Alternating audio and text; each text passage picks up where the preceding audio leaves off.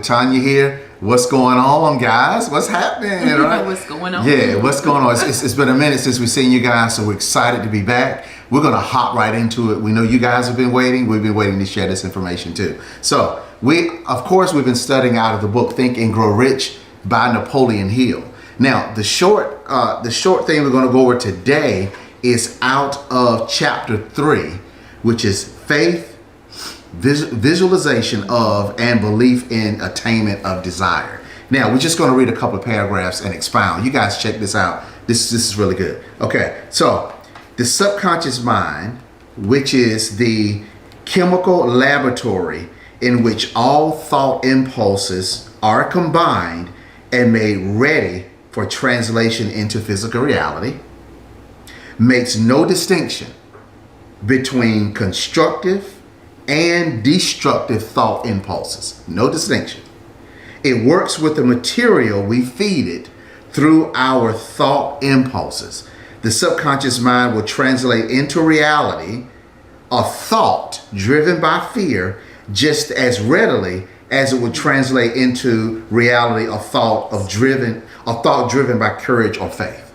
So basically, the subconscious mind will translate into reality a thought driven by fear, just like it can a thought driven by courage or faith. Okay?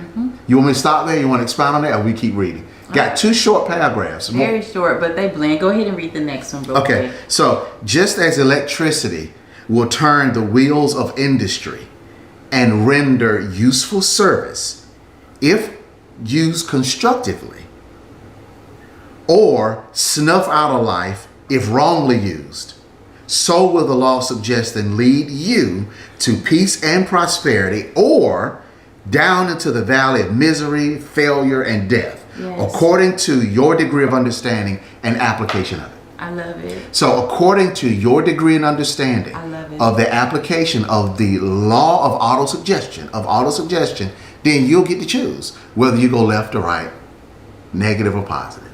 It's really good. All right. You go ahead. No, I just think it's like really cool, there's a part that we play in it all. Absolutely. And, when I listen to that and just coming to understand it even the more, you're talking about where what it is that I believe for, whatever it is that I see, either way, it's going to be mine. So this law of autosuggestion is just typically, or what it is doing is just responding to me. It's responding to what I think. It's responding to what I release. And that right there is really something for everybody to come to understand. So here we are talking about Think and Grow Rich. But in this process of doing actually that, how I think, the growth that I expect, the things that I desire, has much to do with what it is that I'm thinking about and what it is that I release out there. It's the focal point. And the obedience to whatever I'm feeling is what's going to be manifested. It's really and good. That's the thing to understand. It's really good, Tanya. So, all right, I got two more super short two paragraphs. If you fill your mind with fear, doubt, and unbelief in your ability to connect with and use the forces of infinite intelligence, the law of autosuggestion will take this spirit of unbelief and use it as a pattern by which your subconscious mind will translate it into a physical reality. A pattern. Yeah, a pattern. A pattern. So what we're talking about too is neuroplasticity. Yeah. Yes? Absolutely. So you want to talk a little bit about that? Well, it's basically, think of, okay, I'll use it like this. Think if you leave out of your house and there's like a woods behind you, just as an example, woods behind your house, and you walk from your house to your neighbor's house through the woods, and you begin to use that pathway, and you keep using it, then what's going to happen is there is a pathway now that's developed from your house to your neighbors.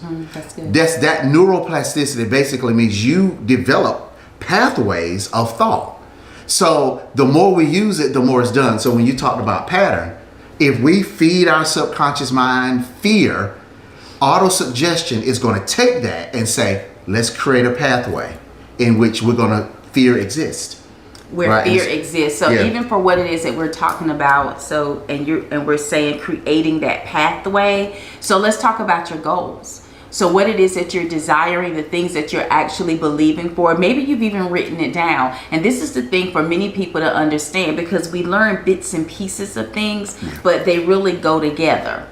You know, it's like I see a blanket, I see something. I have a something that's been given to me over here after losing my mom. But when I look at it, I look at the different pieces that was actually pulled together to bring that to life, basically. So even with that, their goals, we know to write them down. It's the things that we actually believe for. However, if I don't have faith attached to that, but instead have fear, what I'm creating and mingling with all of that is the fear. And so fear is going to show up, which is going to affect my movement. And this is something that I live with. This is something that I dealt with much throughout my life. This is something I still will have to be mindful of to do something about. The beautiful thing now is I'm able to recognize its presence better. I'm able to recognize when those things rise up in me. Even this morning, my husband looks at me, he says, I see a weight. And I'm like, okay, let me tell you about it. And I shared with him the weight, which was a release. Hey, you know me, I say exposure brings closure. So I dealt with it. I put it out there. He says, I need you to release that. Don't carry that. And I said, got it. And I released it, How do you go about releasing something, Tanya? It's an expectation. It's a decision. It's a know-how. What am I saying? I'm saying the very things that you desire, what it is that you believe for, is how it happens. Yeah. And so even in that moment of not having this weight or carrying something, it's a decision that I made, and I release, and then I move in that process. Right. So even if a thought would come, one of the things we tell people to do, what? Clear. Clear. Yeah, just clear it. Clear. Yeah. And it's a disruption of the thing that's trying to come and be present in your flow of thought. That's good. In your flow of thought. That's really good. All right, so look, we're going to end with this. It's like a sentence. So powerful. Listen to this. Like the wind, which carries one ship east and another west, the law of autosuggestion will lift you up or pull you down according to the way you set your sails of thought. This is according to the way you set your sails of thought. Right. So, let me say this. Look, all of us think negative, funky, horrible thoughts. All of us do it. But what happens is, when we become consciously conscious of those thoughts, and we're able to, like you said, clear. Like when something happens, clear. The more you say clear, or whatever word you use. Now that's a word that I use in my book. But whatever word you come up with, you clear. It's like a windshield. Think about the windshield, and every time it happens, the more you do that habitually, what happens is that thought is going to get distant and distant and distant, right? So wherever you set your sails is where you're going to go in your head. What's the thing over there at the fireplace? Your day will go the way of the corners. The corners of your mouth. Turn. Your day will go based on the corners of your mouth. Right. So they can go up or they can go down. Hence, I'm trying to go. Yeah. I'm trying to do a sad face. But you get what we're saying. But that's the thing, and that was the point that I was making from this morning, what I was carrying, because when you said something to me, Derek, so I was like, you see it? I'm like, you can see it, and he was like, I see it. I can see and it. I'm like, okay, well, I didn't realize that, but I dealt with it in the moment. So it's a power. I say it all the time, and we just have to know how to walk in it. And so as we live our lives and there are things that we desire, the creation that we want to have in our life, whatever it may be, we have a big part to play in that. It requires our faith. It requires what we believe, what we think about. And if we really want it, let's make sure that all things are lining up. All things are lining up in order to see those things become present in your life. That's good. That's good. So look, I don't know how we've been on like less than 10 minutes, but this is some powerful stuff. So Tanya and I, we're going to keep bringing you this.